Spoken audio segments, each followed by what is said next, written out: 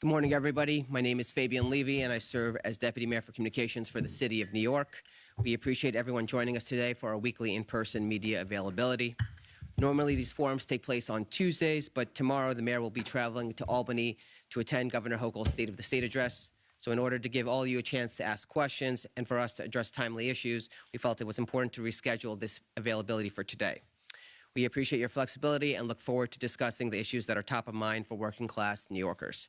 Joining us this morning, we have New York City Mayor Eric Adams, First Deputy Mayor Sheena Wright, Chief Advisor to the Mayor Ingrid Lewis-Martin, Chief of Staff Camille Joseph-Arlick, Deputy Mayor for Operations Mira Joshi, Deputy Mayor for Housing, Economic Development, and Workforce Maria Torres-Springer, Deputy Mayor for Health and Human Services Ann Williams-Isom, Deputy Mayor for Strategic Initiatives Anna Almanzar, Chief Counsel Lisa Zornberg, New York City Emergency Management Commissioner Zachary Iskell, and New York City Health and Hospital Senior Vice President of Ambulatory Care and Population Health, Dr. Ted Long. So without further delay, I'm pleased to turn it over to Mayor Adams. Thanks so much, Fabian, and really thank the entire team in general, but specifically Zach, Commissioner Iskell, and the Department of Sanitation Commissioner Tisch, and the entire crew. We were predicting heavy weather impact over the weekend, and Zach, between managing these emergencies as well as throughout the night of communicating with him whenever we have an incident at any of our HERCs, he's just really on top of it. You know, that military experience really shows each time we have some form of emergency that's taking place in the city. Starting last Friday, we had crews from city agencies and utilities pre-positioned in addressing snow and rain. New York City Emergency Management had additional crews monitoring and coordinating the city's response to the snow, with workers on standby in case the weather got worse. Fortunate for us, we were able to avoid some of the most severe weather that hit this region. The Department of Sanitation issued a snow alert, and with 700 salt spreaders salted every street in New York City on Saturday night, and they fully completed garbage pickup on Saturday. We also had emergency crews and staff from a wide range of agencies, Department of Buildings, Department of Citywide Administrative Services, Department of Transportation, NYPD, FDNY, and Department of Social Services. The teams were prepared to respond to building emergencies, deal with our homeless outreach, and provide shelter and deal with traffic-related and towing issues. Beginning tomorrow afternoon into Wednesday, we are facing heavy rainfall and gusty winds with the potential for flooding in some areas. We're issuing a travel advisory beginning tomorrow night, and we have activated the city's flash flood emergency plan. We are also conducting coordination and preparation calls that were already underway for last weekend's snow. City agencies and utility companies are on regular consultation calls with NYCEM and the National Weather Service to stage personnel ahead of the bad weather and prepare for the storm's aftermath. Whether that means rescues, highway and street traffic closures, and detours dealing with downed trees. But as always, we really want to encourage people to sign up for Notify NYC at nyc.gov/notify to get the latest contingency plan. And Zach is here to answer any questions that you may have around the upcoming incoming weather that we are expecting. Fabian? Yep. All right. We'll take some off-topic questions. Yeah, good morning, everyone. Mr. Mayor, tomorrow the 60-day rule takes effect for families. Where are people going to go? Do you have a contingency plan for that? And being that Commissioner Iskell is here, are there any plans to build HERCs to house people? Julia, actually, I'll let Dr. Long go first because he'll explain what's going to actually happen. That's why he's here today. So just to say, thank you for the question. So to go back a little bit, let me walk you through the experience of a family with children that's staying at the Row right now. They'll be checking out tomorrow from the Row Hotel. It's the only site where people are going to be checking out tomorrow. There's approximately 40 families with children still at the Row Hotel that will be checking out tomorrow. Their experience so far is when they first received their 60-day notice, we set up an immediate meeting with case management. On average, each adult from each household has had more than 4 meetings with our exit planning team where we go over, do you have friends and family in New York City or somewhere else? Can we call your sister in Queens or your brother in Chicago, buy you a ticket to go there if that's what it would take to help you to complete your journey? Are you trying to find a job? Do you need OSHA training? We can make that connection for you. Do you have a specific type of legal help that you need assistance with that you haven't been able to surmount, whether it's temporary protected status applications, whether it's work authorization applications, of which we've, through our Application Assistance Help Center, completed well over 20,000 applications for asylum seekers in our city. So we take that process with each family with children, and so far, some have left and some are still with us. So this weekend, for those that are still with us, we met with them again. We wrote down and designated in our computer system each of the schools that each of their children are in. And then going forward, when they are going to check out tomorrow, the families are going to come to the arrival center. They're able to have their children go to school that day to have uninterrupted school access for their kids.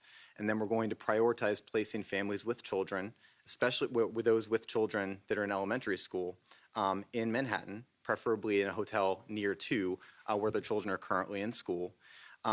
And then going forward, we're going to maintain that process for prioritizing kids that are in elementary school for being able to have uninterrupted school access in the current school where they are in. Do you have those designated rooms? Do you have them? Yes, so we have a plan in place behind the scenes in the arrival center to enable us to prioritize, again, families with children that have kids in elementary school tomorrow and going forward. I just want to remind everybody you asked about additional HERCs with 216 HERCs with sites and 18 HERCs already. I think, Julia, the solution to this is not just building more. We're running out of space, we're running out of personnel, and we certainly are running out of funds. And so we really have to move from an emergency to managing this in the way that makes sense. And so now with 164,000 migrants coming here, almost 70,000 that are still here, we want to do what our sister cities are doing. So Chicago, Denver, and the state of Massachusetts has used time limits as a tool in order to help get people to move on their journey. So that is what we're doing, and that's why it also becomes very important that we work with our state partners to resettle young people. Children need stability, 100%. Children need some place to be. A hotel room is not a great place to grow up, so being able to really connect people to those resources and get them resettled is what our goal is. Do you have Row Hotel families settled now in a future place? Do you have all of that settled? We have a plan for it that we're going to What does that mean they're activate settled? tomorrow. So, and can I just make one more comment? Yes, the answer is yes. We're going to resettle. As people need to reapply, they will reapply. They will not, the mayor has said one thing to us. He does not want families and children on the street. And I've said that over and over again.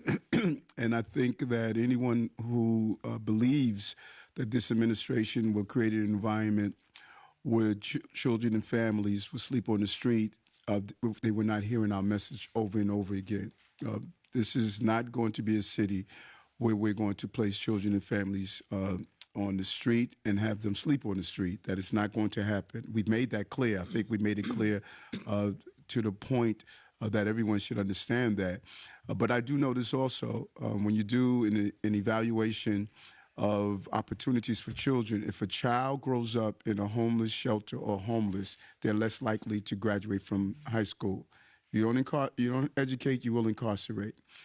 These decisions we're making is finding stabilities for families. Having someone grow up in a hotel room, living out of a suitcase for years is just not the right thing to do. And we're doing it in a very humane way. Both the H&H and Deputy Mayor Williams-Isom, we understand the sensitivity of this, and we are going to make sure we treat these families with the respect that they deserve. But we have to stabilize these families. If we were able to close the front door, we would be in a different place. 57% of those who have come through our system, we've been able to normalize and stabilize. The problem is, as fast as we're able to stabilize families, they come in through our front door. That is what we're faced with. And we need everyone to join us in getting the resources, being clear on the destabilization plan, being clear on the national government fixing this problem and giving us the funding. That is the chorus that all of us should be singing. And I'm really pleased that we have now brought in our coalition. We're learning from our partners in Denver and Chicago. We're learning on what they're doing in Massachusetts. There's just a different place on where we were last year when it felt as though we were the only ones that were saying it. Now others are standing up and realizing that what this city has done has been extremely humane, but this is not sustainable. Me? Well, I just wanted to say the mayor said that his message has been consistent, but in addition to his message, there is no evidence that we have ever done anything but treat families and children with the utmost care and with the utmost sensitivity. I just want to be clear about that. Mr. Mayor, I'm doing well. Happy holidays. It sounds like you have a very well thought out plan for what happens tomorrow, but are also communicating we may not have the bandwidth to do this in the future because of capacity. Does the border need to close to stop people from coming? Well, I've been, very clear on the points based on my observations from going to El Paso to my observation of going down to the Darien Gap. What needs to be done is we need a resolution at the border. And our national leaders must come up with that resolution. And while they're doing so, you cannot displace the financial responsibility onto the cities. And that includes Brownsville, El Paso, Denver, New York, Chicago, Boston. We have a responsibility to make sure that we can not only take care of long-term residents of our cities, but also treat those who arrive here in a humane way. This is bad for the migrants and asylum seekers, and it's bad for the city. And so how they resolve that is coming up with real immigration reform and allocating in the budget the financial needs that these cities need and having a decompression strategy to address this issue. And so I think that the White House and Congress, they must get together and realize that this is impacting America's largest cities. Hi, Mayor Adams, and whoever can provide this information, is there data? I know you said it's 40 families leaving tomorrow, but we've reported that it's 250 families staying there right now. So do you have broad data on how many families are set to have their 60-day notices expire per day and per week? And does City Hall have any data on how many families have already moved out ahead of the deadline versus families who will have to reapply? We can get back to you with some of the specific data points, but just to make a couple of points from your good question there. So I think one of the ways that I look at it is that since the crisis began, we in New York City have helped more than 164,000 people that have entered our shelter system. And as the mayor said, nearly 60% of them, with our help, have been able to leave the shelter system, taking the next step forward in their journeys. And this year, it's important to me because I talk to them as they're leaving. Each one has their own story, and each one of those 60% is going to celebrate their birthday in their new apartment or in the safety and security of being with friends and family this year that they haven't had or they haven't been able to experience for years. So the reason I'm very confident in our case management strategy is I don't know if I don't think about it in terms of will it work. I think about it in terms of it's already worked for the tens of thousands of people that have left our system with our help. We're applying all of those same principles that we've learned the 80,000 times since we've been doing this successfully to the families with children as we've been giving them notices at the Row Hotel. So when I say we've had more than 4 meetings with each family with children that are going to be checking out tomorrow, it's not 4 meetings where we're sort of feeling out exactly what we should be talking about, things like that. It's 4 meetings drawing from everything that we've done successfully for the tens of thousands of people that with our help have been able to start a better life in our country. Katie, what we'll do, like we always do, is we do a policy and then we'll come back in a couple of weeks and let you know what we're finding and what we're learning, and then we'll make adjustments as we need to. But we'll come back and share more data with you. And Katie, hold on one moment, hold on, because what Dr. Long said is very important. You know, people have analyzed what we have done. While national leaders have commended us, people have toured our sites and locations. They have commended the level of humanitarian actions we showed. We put in place the 30-day plan for single adults, so now we're doing it for the children and families, the 60-day for children and families. And as Dr. Long stated, close to 70% of the people that came in, we've stabilized. We are able to accomplish that without children and families sleeping on the street. And so the track record of the success of taking this national humanitarian crisis and not having people sleep on the streets and not having children and families on the street, but doing it in a way that we are stabilizing almost 70%, is clearly the track record shows that have taken a crisis and thoughtfully thought through it. And that is what, I think is missing in this entire conversation. There's nothing by our actions that has ever indicated that we were going to put individuals in harm's way. There's no action in over a year that displayed that. There's nothing we've ever done that created an environment that we were going to destabilize families. Thank you, Fabian. It was close to 60%, but close to 60%. And just when you look at the track record, you have to say to yourself, we have created a model that the national government should be following. We lived up to what is expected of New Yorkers, being humane and stabilizing children and families. And again, if we could just close the front door, we could get through this, but we can't close the front door. One other thing I just want to flag is that Ted was talking about 164,000. Because we're doing this a day early, we don't have the last week's numbers yet, so that's as of 2 weeks ago, as of December 31st, the 164. So we'll have new numbers tomorrow for anyone who asks. Okay, good morning. Happy New Year to everyone. How are you? Two quick questions. One follow-up for Dr. Long. Even though we're still waiting for the specific metrics, can you still give us a more detailed look as to what's going to happen tomorrow? I think what the big question is, and what really needs to be clarified, is there going to be an interruption in housing? So you've had 4 meetings. After these 4 meetings, will there be an interruption in housing? And even broadly, how many people or families might this affect? And then secondly, for Mayor Adams, can you touch on the amended bus ordinance and now the migrants being dropped off in New Jersey and outlying cities, and what those discussions have been and how many cities you've heard from, please? Yeah, so I can start. Thanks for the question. So maybe what I could do is go into a little bit more detail about the process that a family will experience tomorrow. And again, just to quickly rewind leading into it, because this past weekend we had a very concerted effort to talk to every family one more time to document what school your children are in, make an initial plan with you if you needed to come back to the arrival center. To zoom out for one more moment, the reason the 60 days matters to us on the city side, it's not just an amount of time that we're giving to a family before we might have to have them move out of one site or to a different site. The 60 days is a deadline that we give to all of ourselves. That's the time we have to figure out what your barriers are to help you to complete the next step of your journey. Nobody wants to live in a hotel room, but what we've learned, as the mayor said, when we've helped more than 90,000 people to be able to take their next step forward, 90,000 people with our help are going to celebrate their birthdays in their new apartment or with friends and family this year. It's because of how we've been able to help them. And going forward, what you can look for and expect from us is identifying more and more ways that we can help people, families with children, to be able to take the next step forward from the Row Hotel tomorrow or from other hotels going forward.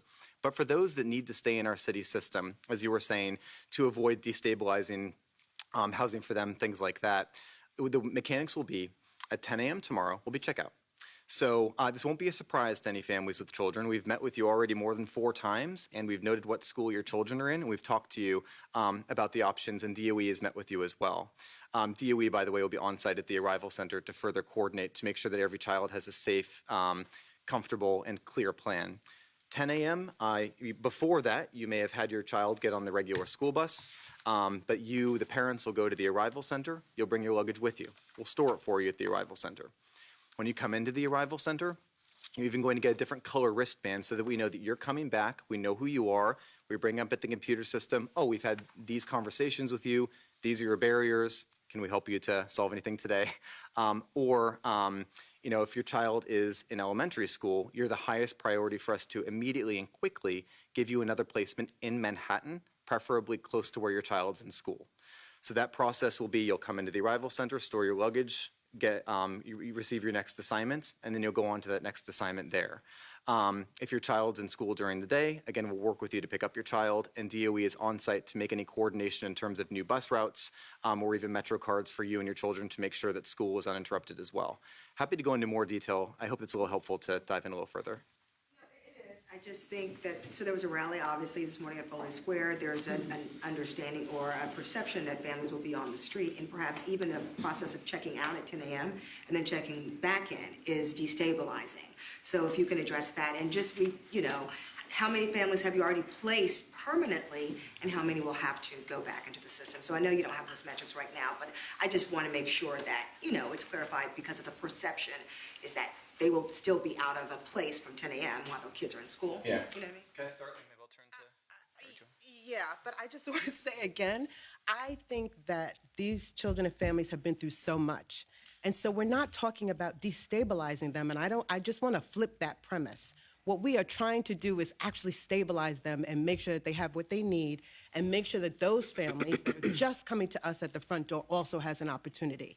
So we are managing the best, and people can disagree with the way that we're doing it, but we are sitting in these seats and we have to do it. We have to make the tough decisions. There are no good decisions right now, but we have a clear objective, which is to keep families and children safe and to make sure that they need as they go along. What we're going to do is we're going to come back to you over the next couple of weeks, and we'll tell you what have been the challenges, what's worked, what more can we do.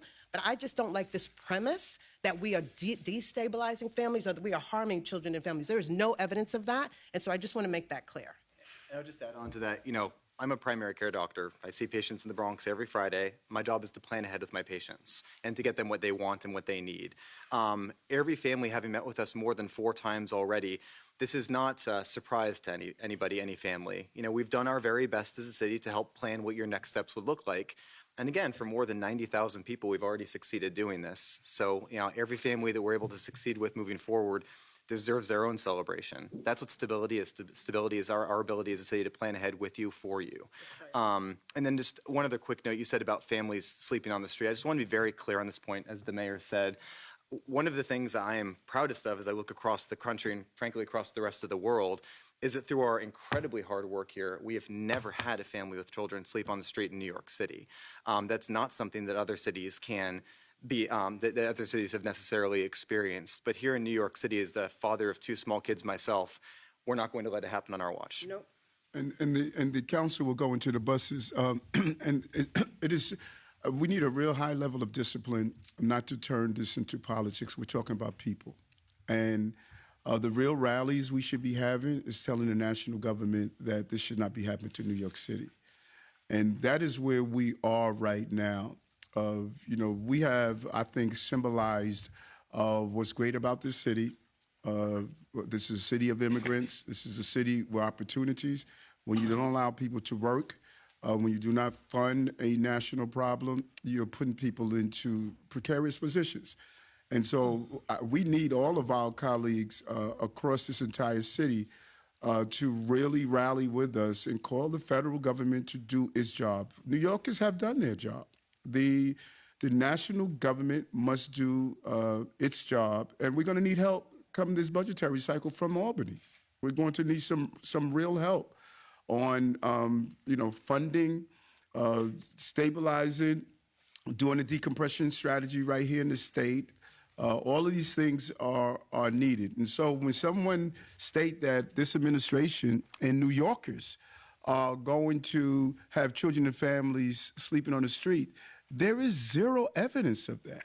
Zero evidence in anything we said or any policy that we put in place. There's no evidence of that at all. And so there needs to be a level of honesty of that. We're very clear on what we are doing. And as Deputy Mayor Williams-Isom stated, we're going to come back. And we have to pivot, we have to shift. This is new territory. There's no one that has ever dealt with a humanitarian crisis of this magnitude, 164,000 people in the city, 1.5 the size of Albany. We had a city dropped in our city. At least the city of Albany, people have the right to work. When you think about this remarkable feat that we've accomplished, And we're going to continue to do it. We're going to navigate ourselves through this, but we need everyone to be calling on Albany. I'm calling on, the federal government to do its job. And New Yorkers are angry. Asylum seekers are angry. The mayor's angry. We're all angry, but we are doing the best we have with the resources that's in front of us. And I want to just piggyback. You have to look at this historically. When President Clinton was the president of the United States back in 2002, he commissioned Barbara Jordan to do a study on the federal immigration policy of the United States of America. And she came back with an immigration policy in which she made very clear distinctions on things that needed to be done. Nothing had been done, nothing. So had the federal government back in 2002 stopped fighting each other, the Senate was fighting with Congress, Congress was fighting with the Senate, and they couldn't come to an understanding. They were at an impasse. You can look it up historically. You can look it up. And if the federal government had done its job back in 2002 and put together a comprehensive immigration policy to address the needs of the people who wanted to immigrate into the United States, we wouldn't be where we are today. So right now, New York is getting the brunt of it, but we guarantee you that if something isn't done, other states will get the same influx that we are receiving. So again, we need help. We need the federal government to do its job. Mayor, did you want me to? Yes, the buses. Yeah, so let's talk buses for a moment. As many of you saw, the city of New York, represented by the law department and by Paul Weiss as outside counsel, last week filed a suit against 17 transportation companies that are participating in Texas's bad faith plan to overwhelm New York City's social services system. Let's be clear about the extreme conduct that we are seeing and that our lawsuit addresses and that our executive order has sought to address as well. We are not talking about a busing operation that is operated for a strictly humanitarian purpose or any humanitarian purpose here. We're talking about a deliberate express plan to flood and overwhelm the social services system of the city of New York and a few other targeted cities in the United States. And the busing plan that Governor Abbott is leading with the full participation of certain bus companies seeks to punish New York City and certain other cities for political reasons. It is not a resettlement plan. Migrants are given very limited choices. You're going to go to New York City, Chicago, or Denver. It is not in good faith when the bus companies that are doing the transportation refuse to coordinate in any way, shape, or form. It's not in good faith to drop off families with children in the middle of the night and on weekends without any advance notification. It's not in good faith when New York City tries to coordinate and reaches out to Texas Department of Emergency Services that no one will pick up the phone. It's not in good faith that when you make the reasonable ask, tell us when and where you're going to drop off, they purposely don't. And so there is a real bad faith effort to stymie our ability to manage a humanitarian crisis. And that was what the executive order got at as well. And we see a pattern that the same buses now are evading it and are instead dropping off in New Jersey. And there's a whole course of conduct, but I want to make clear, no one has sought to ban any bus from coming into New York. No one has sought to ban any migrant from coming into New York. But we are going to use every available means and tool that we have to manage this crisis and to protect New York City. And when you deal with extreme cases like this kind of conduct, New York state law expressly permits the Commissioner of Social Services to sue those responsible for that bad faith plan to overwhelm our social services system to pay costs. And that's what we're seeking to do. Now, you asked about coordination with our partners, and I'm pleased to say that we're coordinating very closely with the state of New Jersey, and will continue to do so. So just piggybacking off that, New Jersey Governor Phil Murphy has been a great partner, and he just issued a letter, if you look to your screen right here, demanding that the bus companies that are busing people to New Jersey and sending them then here to New York give them advance notice. So this has just been issued right now by the governor of New Jersey. So we're grateful to have his partnership. I don't know, Mayor, if there's anything else you want to say about that. Yeah, no, we communicated with the governor last week. He has shared our outrage on the behavior of the bus companies and Governor Abbott, and he has really, as the other governors in this region have shown, I should say, other municipalities in this region have really shown their willingness to really address this issue. Because I think Ingrid was right that this is something that could spill over in all of these municipalities, and I think they're starting to understand that. And we really thank the governor for his partnership on this issue. And what's noticeable about this letter is that he's asking for the same 32 hours notice that we've asked of the bus companies. He's asking for the number of people on board. He's asking for specific drop-off locations. So the governor of New Jersey is being a great partner here. Right. And what's clear here as we continue to say, just as we saw in crime when we put in place our subway safety plan and our anti-gun plan, just as we saw with Deputy Mayor Maria Torres-Springer about jobs, recovering more private sector jobs in the history of this city, just as we did with tourism, we put plans in place. That's what we do. And you see the results of our plans. Crime is down because we had a plan. Jobs are up is because we had a plan. Tourism's are back because we had a plan. We had a plan of dealing with the migrants and asylum seekers. And one of those plans, the part of the plan is to build a coalition. And you see the results of that plan, Chicago, Denver, the governor.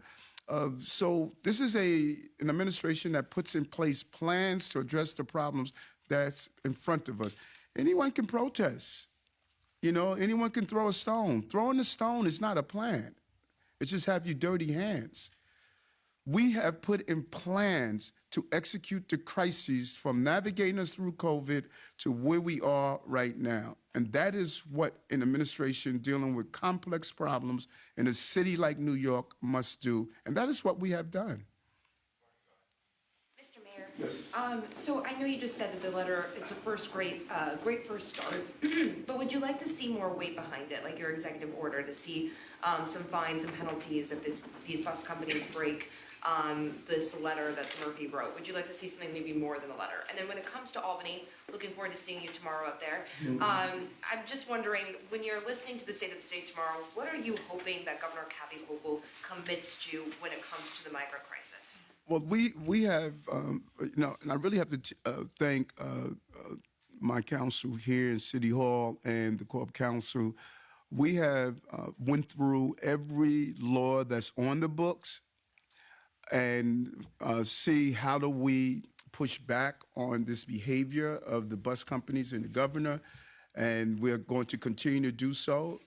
We are not going to sit back. New Yorkers deserve more. We're going to be aggressive in our actions of what the bus companies and Governor Abbott is doing.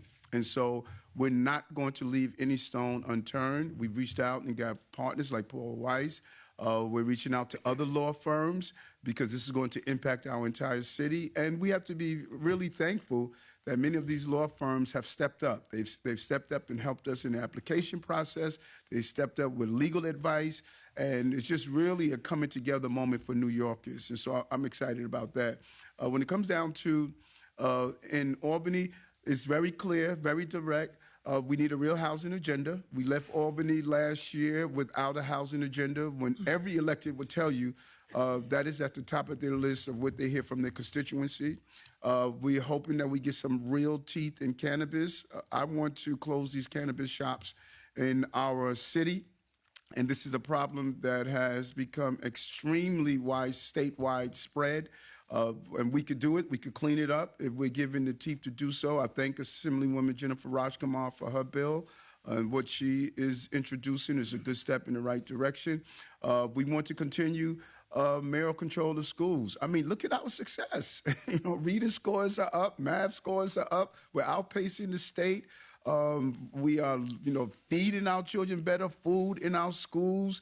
What Chancellor Banks has done, his new form of reading, the state is joining us in saying what you guys are doing around reading.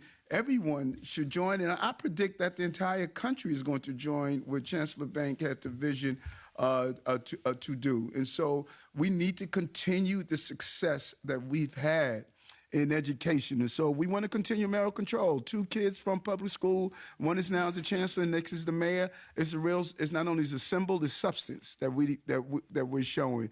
And we want to continue to move forward in how we continue to drive business in the city. I know we have 1 or 2 more items.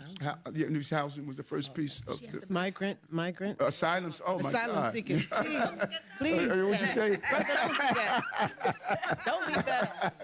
We need to clearly define asylum seeker support and funding.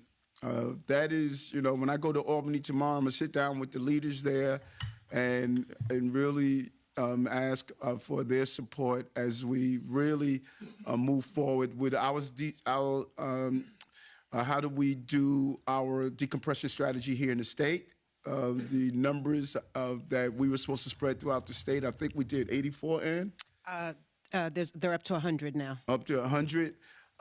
So we're going to have a conversation with that. And the governor has been a partner on many of these issues. When I met with her 2 weeks ago, she understands the needs of housing. She understands the needs for cannabis. She understands this is something that should not be happening around asylum seekers. So she has been a partner on these issues. And so we're going to really push this legislative session. And we have some good partners, Assemblyman Gibbs, Assemblyman Raj Kumar, Ranis Bashad, Assemblywoman, the county leader. We have some real partners that know this is impacting their districts, and so they're going to understand what our agenda, and we're excited about this session in Albany. Alcalde, good afternoon. Good afternoon. What can you tell us about the deadly incident occurred at Randall's Island Saturday? And is this an indicator that maybe the city has to start thinking about metal detectors on the shelters? Yeah, the team was already looking at, bringing metal detectors to the shelters, and that is a part of our goal, public safety. Commissioner Isco, you could probably go into the particular incident. Into the particular incident that happened at the location? Yeah, I'm happy to, sir. So there was, the incident is still under investigation. But essentially, there was an altercation in the chow line at the dining facility there that unfortunately led to one of the guests there being killed with a knife. The NYPD, I was there on the scene with them late into the night, along with another of other folks from the administration. They're doing their investigation. I don't know, Ted, if you have anything else that you want to add to that, or if there's any other details that haven't been reported that you're looking for specifically from that incident. Cameras, in addition to the metal detectors, the New York City Police Department and our team, we're going to utilize visual technology. We're going to put cameras in many of the sites and locations. And due to the quick response of the security team that's there and NYPD, we were able to make at least one apprehension. One person is in custody. And as Commissioner Isco stated, it's still an investigation, but it's horrific, to have someone come here to pursue the American dream and see it turn into a nightmare, to lose a life. It's really unfortunate that we lost this young man, and we're going to continue to find those who are responsible. The overwhelming number of migrant asylum seekers, they come here to be part of this great American experience. And there's a numerical small number who would do something violent like that, and we're going to carry out the full extent of law enforcement to bring them to justice. No, we're good. Hey, Mr. Mayor, happy Monday. Thank you. I just want to circle back on the deadly incident and also the stabbing that happened outside St. Bridget's School over the weekend as well. Which one was that stabbing? There was a stabbing in line at St. Bridget's School. The the reticketing center in the East Village. So the city is spending up to $25,000 per day in some shelter sites and these things on security. So at this point, how did these incidents even happen? We're spending such a high price tag on this. And are you reevaluating some of these contracts? And just a second question, circling back on the bus companies and Governor Murphy putting out his letter today, was this part of the political calculus to have this rolling executive orders throughout the region as the bus drops? Because it seems like the lawsuit kind of hinges upon bad faith, right? So this gave them the option to choose to operate in bad faith dropping off in New Jersey. If you had a coordinated executive order in the whole region, that would not have been possible, and the lawsuits wouldn't have been possible.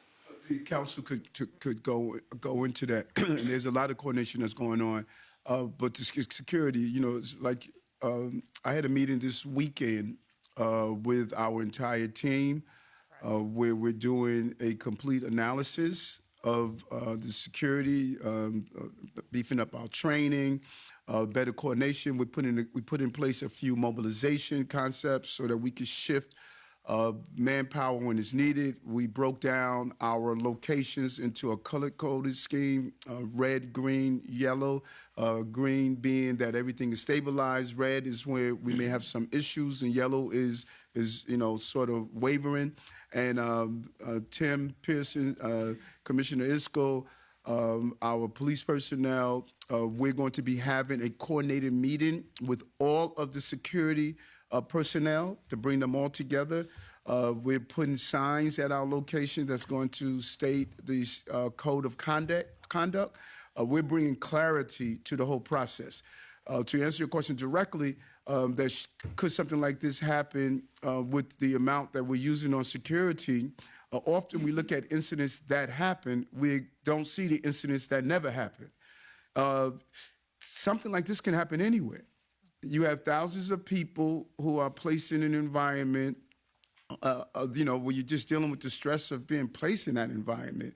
And the security personnel that we have there, they have been doing an amazing job of ensuring that you're not seeing a high level of disturbance at the location. So this can happen anywhere. People who have violent tendencies will carry out a violent act.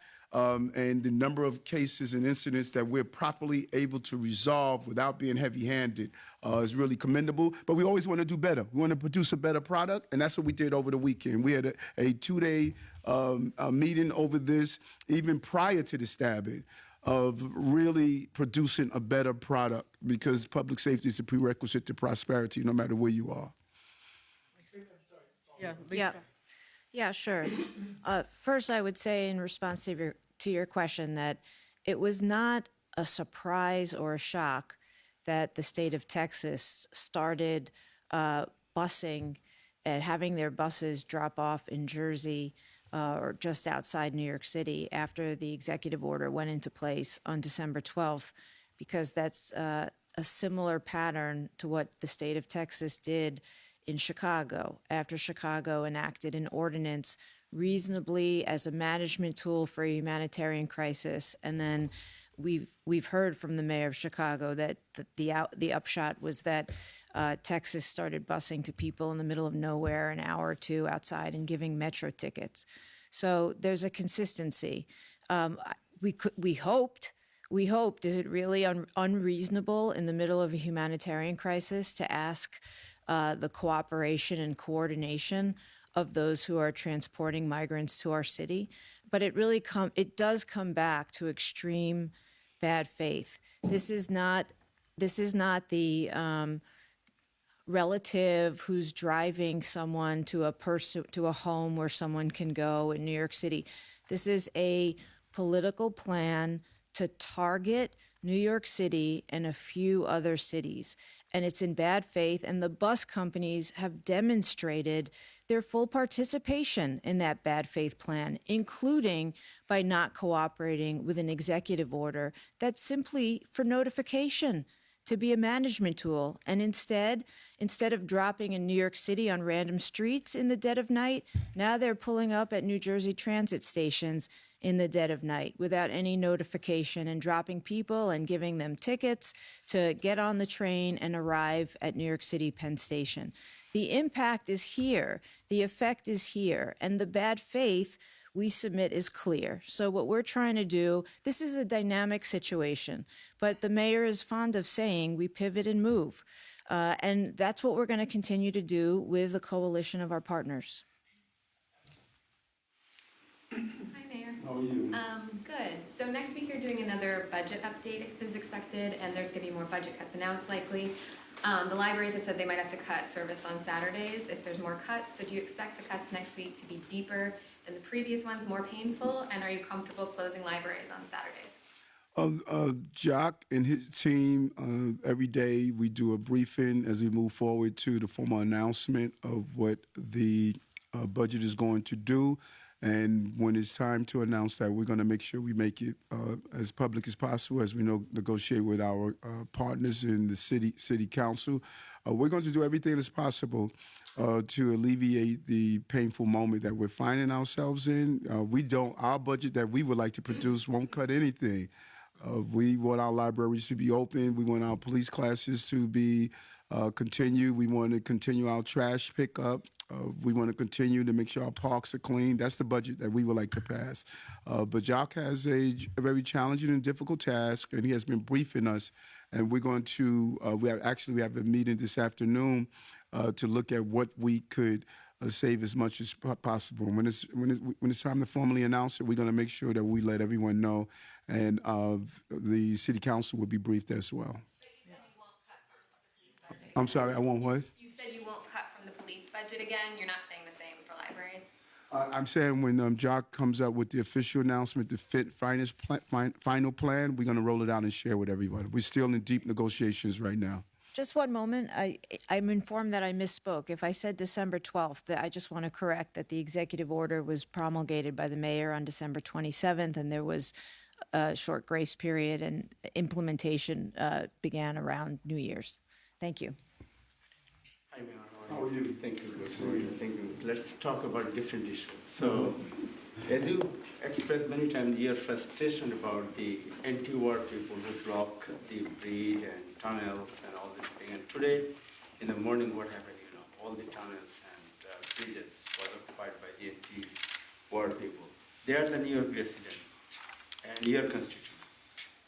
And definitely you have a position of, ceasefire or not. What is your exact position and what is the message to them?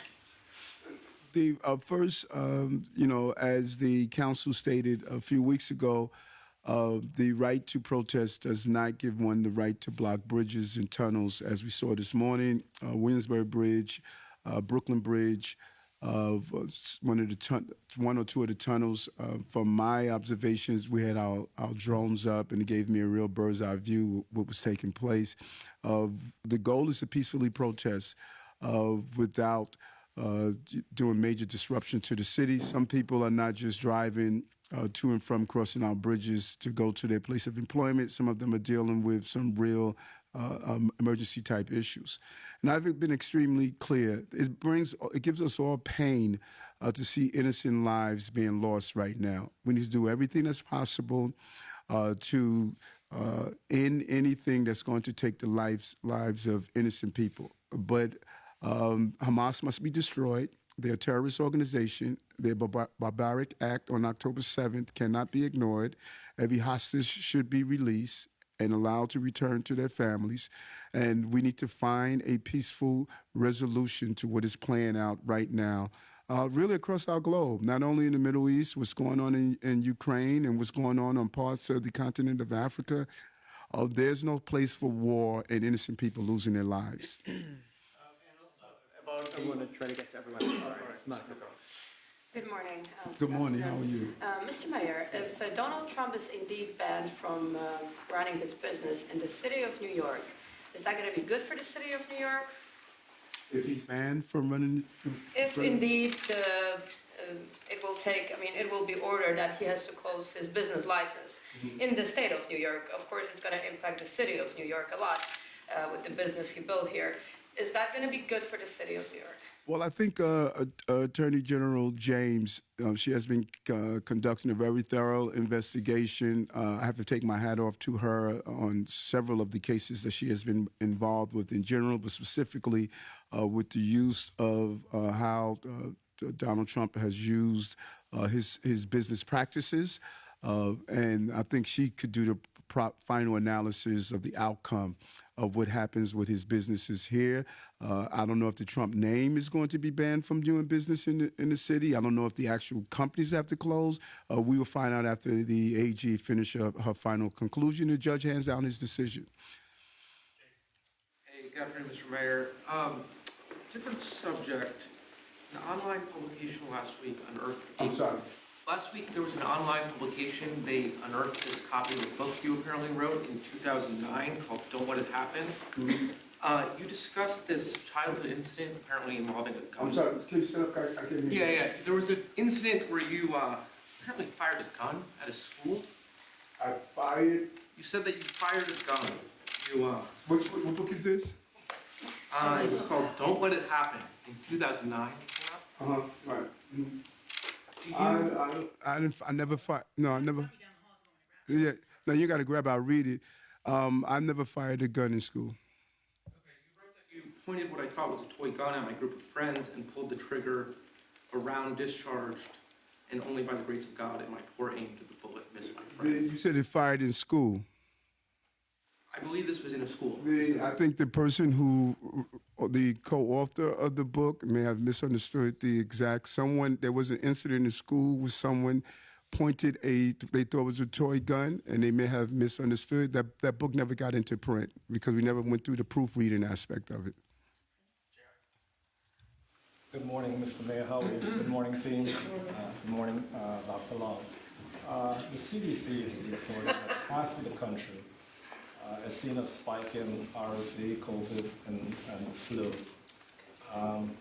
There isn't a lot of messaging about that and no ads. I think, I don't know how good that is, but the second part of it is our platform, the Reset Talk Show. We talk about all the current events and all these health concerns. And we had Dr. Madad on Friday. We spoke about the importance of vaccines. I went to CVS because you can't preach one thing and don't do it. I was looking to get my COVID shot, and they said no walk-ins. You have to register. All right, that's a pushback. They had people on the line behind me, and they didn't receive that very well at all. Secondly, my daughter is 18, so I wanted to get her a flu shot. Or insurance can accommodate it because she's not 19 or above. So I had to pay for her vaccine. There are methods that have to be in place, that should be in place, where we could deal with situations as such. I'm sure the hospitals are different, but if we're going to tell people to walk into pharmacies to get their vaccinations, and when you go there are different types of pushbacks, I think that's a challenge. So one is, should we have more messaging about where we are right now? A lot of people are sick. I have like 6 members of my family, not in my household, including Pastor Straker from the panel. His whole family is wiped out with the flu or COVID. And a lot of people, I see Camille here with her mask on. It's serious. It's a serious situation. Yeah. Thank you. So a couple of thoughts. Number one, slightly jokingly, but actually totally seriously, if you want to get your COVID shot, come to my clinic. We do walk-ins. So come to the Bronx on Friday. I'll give it to you myself. I've had my COVID shot myself, the monovalent, and everybody here should get it as well. In terms of specifically about CVS, I'm not familiar with them not allowing walk-ins, so I think we'd have to look into that and get back to you on that. What we are seeing in wastewater surveillance from the CDC, as you know, is that this is a very significant spike in COVID. And that's not specific to New York City, but that's in general. So a couple of things that we have done that we have messaged about is that New York City Health and Hospitals, we now have a mask requirement for any clinical settings. So every time I'm in clinic on Friday, when you see me for your vaccine, I will be wearing a mask. Everybody in my clinic will be wearing a mask. Every patient will be wearing a mask too. And that's just reflective of the times, and we've actually, since we made that announcement, have seen many other health systems follow. In terms of messaging around vaccines and around other layers of protection for COVID, I agree that we should have clear messaging. Sorry. That we should have messaging about what's going on in New York City and across the country right now with respect to COVID, and that people should know where they can get their vaccine. We have a website to enable people to easily find the locations for it, and we'll go and make sure that everywhere on the website is, that it says that they allow walk-ins is in fact doing so. I would also add, so the mayor sends out his Hear from Eric newsletter once a week. For the last 2 or 3 weeks at least, minimum, if not more, I've specifically approved language in it that talks about where you can get your vaccines, how you can get free testing, all of that. The Department of Health and Mental Hygiene. I know they had a campaign, iVax, We Vax campaign that was out. They did backpack letters to put letters in kids' backpacks from school to send it back home. I know that they did multiple advertising campaigns this year. The mayor got his COVID vaccine here in the Blue Room to advertise for folks. And I think we spent about $2 million, we'll double check that number, but $2 million from the Department of Health and Mental Hygiene on specifically these campaigns. Presently, they're saying the next 60 days is when this is really crucial, when people really need to be vaccinated. So those ads were, what, maybe 6-7 months ago? But we're talking about presently. They're still going. Yep. I'll follow up with Commissioner Vassan and talk to him and give him your feedback. Okay. And lastly, Dr. Long, what I said is the CVS was saying they don't have any more walk-ins. You have to register for your vaccine. Right. In my clinic, we allow walk-ins. I'll see you Friday. Okay, thank you. Oh, hi, Mr. Mayor. Good. I wanted to ask you before when you were talking about how the city has been handling the crisis, but one of the challenges is we can't close the front door. I was wondering, what are you referring to in that instance? Are you talking about your efforts to amend the right to shelter? And then my second question is with regards to the state's relocation program. On Friday, I spoke to state officials, and they acknowledged the 300 on the waiting list that the city has. But one thing they raised as a challenge for them is they said, well, we don't really know how many of these migrants would like to go upstate. And I guess since you're here, Dr. Long, and also Deputy Williams, I could answer this as well, is like, in your experience, when you're talking to migrants, do you find that a lot of them are not interested in moving outside of the city? Well, the closing the front door is everything. Is the unjust action from Governor Abbott, is the national government not having a decompression strategy. It is what we're looking at in court right now as we talk about the right to shelter. It was not really meant for a humanitarian crisis of this nature. It is the constant flow of thousands of people coming in each week. We can't stop that flow. And there are many rivers that's feeding that sea of that flow, as I use that analogy often. And we have to dam each one of those rivers. If you dam just the river of, the right to shelter, but you still have them coming in and flowing through the other rivers, it doesn't solve the problem. So there's not a one size or one answer to the closing of the front door. We need to close each one of those doors that's creating this crisis that we're facing. And let me start. I think that, and Camille talks about this a lot, that I think people get nervous about going someplace and being the only one. And they want to go to a place where they're feeling welcome and where they feel like they can have community. So we've talked about, are there ways that we can send groups of people up? Are there faith-based organizations there, community-based organizations that we connect people to? And so I think I think the state should think innovatively about, if this doesn't seem like it's working, what's next? Like, you can't just say my plan A doesn't work and so I'm throwing my hands up. What's plan B and what's plan C? Anything that you want to add to your conversations? Yeah, I think what I would say is, putting plan A, B, and C on the table is what case management is. And I think zooming out for a second, one of the most important things that we're doing now, that we're going to continue to do, working with national experts like International Rescue Committee moving forward, is honing our case management strategy. So the specific question you asked is, do people generally want to go upstate? The answer is many do, but not everybody does. The premise behind case management is we talk to people, figure out what their needs are, whether it's OSHA training to get a job in New York City, helping you with the legal framework in order to do that, whether it's having you go to upstate to find the job that you want, Albany, Rochester, you name it. A strong case management program will enable us to be successful finding what it would take to help you to resettle. And again, I'm confident this is going to work because with our help, more than 90,000 people that have been in our system have since left. So, I sort of think of myself in primary care as a medical doctor of case management. Talking to my patients, my goal is to figure out what your needs are and to help to either solve them or refer you to them.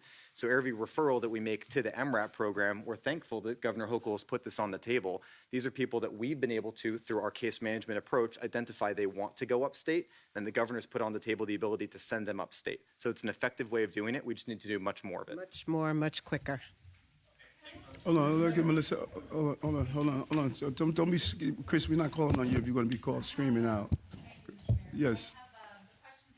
Three parts. I'll do it as fast as I can. I think you can answer it really quickly if you're responsive to the question.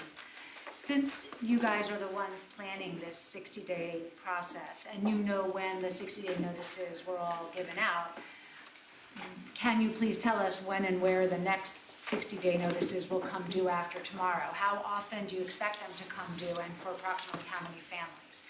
Then, since you've met with the 40 families who are leaving the road tomorrow more than 4 times, shouldn't you already know what their barriers are? And can you give us a preview of how many of those people you expect to leave who've already been lined up with jobs or housing somewhere else? Shouldn't you already know that? And can you tell us what you expect?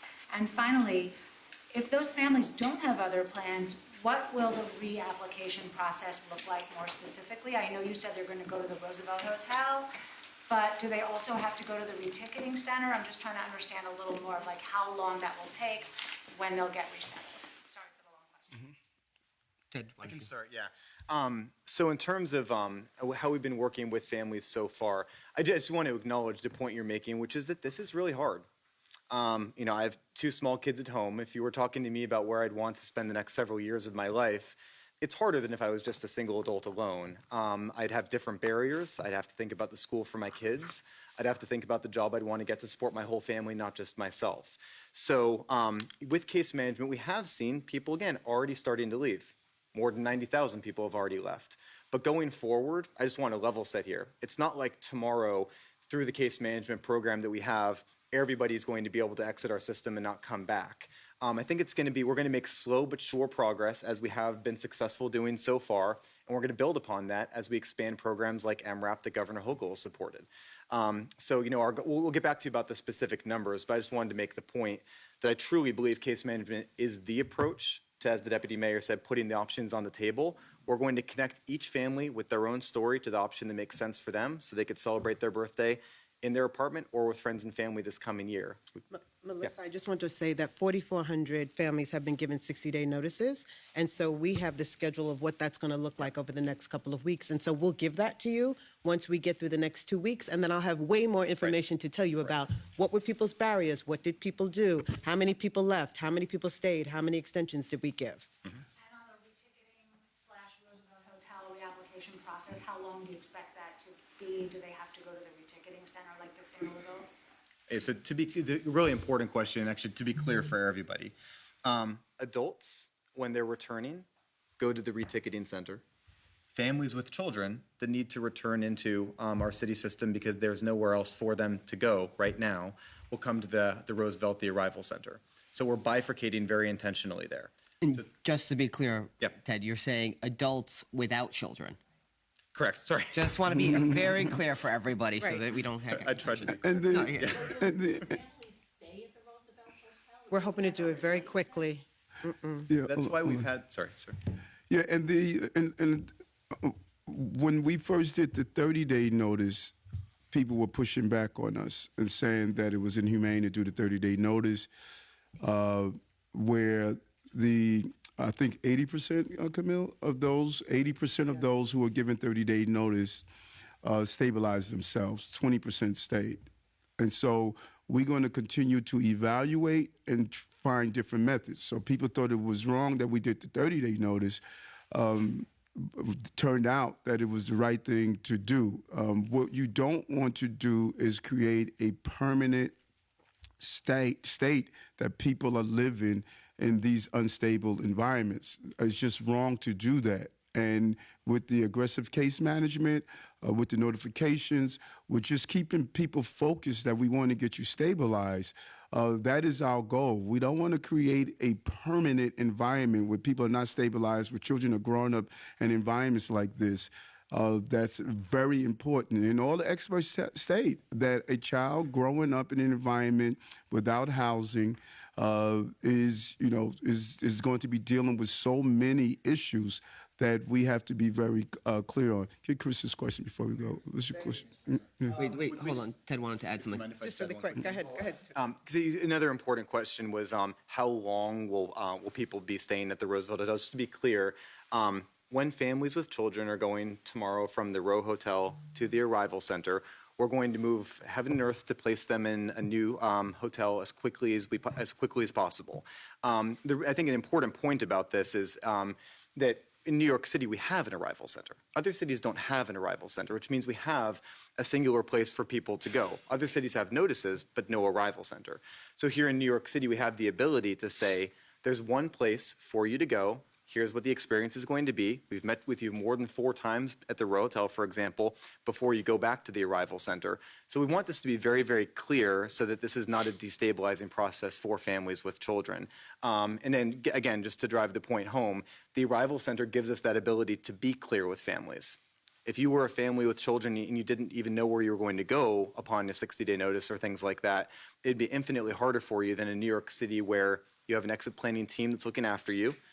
You have an arrival center so you know exactly where you're going to go, and we've already started to work with you based on where your kid's in school to make sure that we're prioritizing your children. And I just want to underscore, we've done this 90,000 times, literally. It's been very thoughtful, with care, 90,000 times. So I just want to put it in perspective. Thanks. One question for Dr. Long, one for you, Mr. Mayor. With the Roosevelt, last summer, as you maybe remember, there were some asylum seekers that ended up sleeping on the street because it was so crowded at the intake center. Presumably, with these new 60-day notices coming due, it's going to get more crowded again. Is there anything that's going to happen differently at the Roosevelt to expand capacity there, to make sure that people aren't sleeping outside? And then for you, Mr. Mayor, tomorrow the City Council's City FEPS reforms are supposed to be implemented by law. I know your administration has said you're not going to do that and that you have legal arguments for why you don't need to do it. Can you elaborate? What are those legal arguments? Yeah, Fabian will make sure you communicate with Judge Radix, the Corporation Counsel, and she'll lay those out for you. Can I just also just remind everybody, though, Mayor, that we've made such strides in the work that we've been doing. Just to remind you, we lifted the 90-day rule. We're able to now use City for HEPS that's around the state and make sure that we get that done. Through our training, we've able to present 17% more people for permanent housing. And so we think that this is a very important work that we're doing, and we're going to continue to do that. But also a very important thing to remember is we have 10,000 people already who are in shelter with a shopping letter. So we can follow up with the judge. Go ahead, Mayor. And of my understanding, we have the largest number of people with the FEPS voucher in the history of the program. And I really take my hat off to the editorial pages of your paper today that pointed out how important it is for the council and others to work with us to get the housing, not just to give people paper, but to get the inventory. I think your editorial board really laid out the case better than I've seen anyone lay it out. But we'll let you speak with the Corporation Counsel, and they would give you what the legal pathway is for us. Can I take the first I part of think that? there was a second part. Yeah. Go ahead, Doctor. So in July of this past summer, as you will remember, we had the heartbreaking line outside of the Roosevelt Hotel. At that point, it was not because the arrival center was too busy. It was only because we didn't have a suitable place to place people in. So we ran out of capacity or space across the city. It wasn't because the arrival center itself was overcrowded. In the arrival center, which we have control over, we've worked miracles and moved heaven and earth to always make sure families with children have a place to go that night, so that no family with children has ever had to sleep on the streets. And going forward at the Arrival Center, we've now, just to show the effectiveness of it, we've helped more than 100,000 asylum seekers through the Arrival Center who have come in, received medical screenings, screening for communicable diseases, screening for depression given the trauma they've been through. At the humanitarian centers and the Arrival Center, we've delivered more than 50,000 vaccines. So I would argue back, it's not an issue of the Arrival Center having been too busy then, and now I think the Arrival Center is one of the unique things that we have to make New York City's approach more effective than other cities. So what you can expect from us for families with children coming back there is the same as Sheena said, careful planning to make sure that we are anticipating what's going to happen tomorrow and we are ready for tomorrow. Will the families get to the front of the line?